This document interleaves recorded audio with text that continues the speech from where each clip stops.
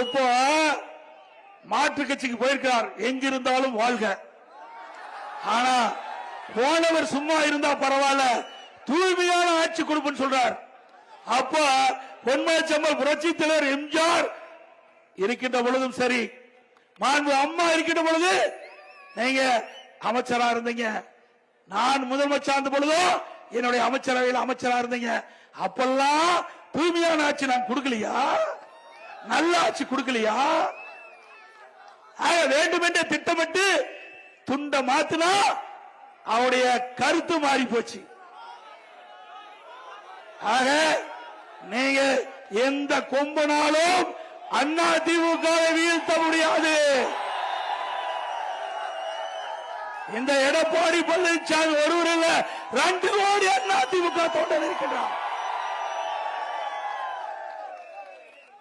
இந்த எடப்பாடி பழனிசாமி இல்ல, இங்க இருக்கிற யாரோ பொதுச் செயலாளர் வருவாங்க.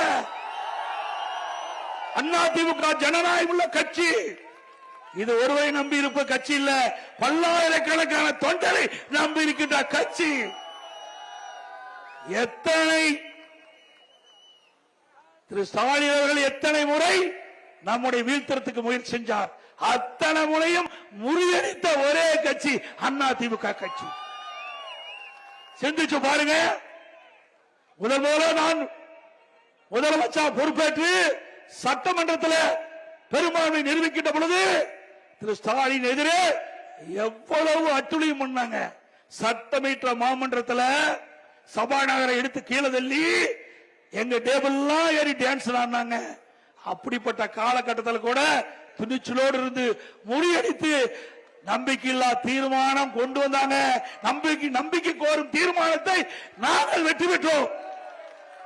அப்ப ஆரம்பிச்சீங்க அண்ணா திமுக ஆட்சியை வீழ்த்துவதற்கு 4 ஆண்டு காலம் கடுமையான முயற்சி பண்ண முடியல. ஒரு அற்புதமான ஆட்சி 4 ஆண்டு காலத்தில் கொடுத்தமா இல்லையா? எவ்வளவு திட்டம், அத்திக்கட அவனாசி திட்டத்திலிருந்து பல திட்டங்களை கொண்டாந்தோம். இதுவரைக்கும் எந்த அரசாங்கம் கொண்டு வர முடியாத திட்டத்தை எல்லாம் கொண்டாந்தோம். ஒரே ஆண்டில் 11 அரசு மருத்துவக் கல்லூரி. ஒரு வருஷத்துல இந்திய வரலாறுல எந்த மாநிலத்திலும் ஓராண்டில் 11 அரசு மருத்துவக் கல்லூரி கொண்டு வந்து சாதனை படைக்கல. அந்த சாதனை படைத்ததும் அண்ணா திமுக அரசு.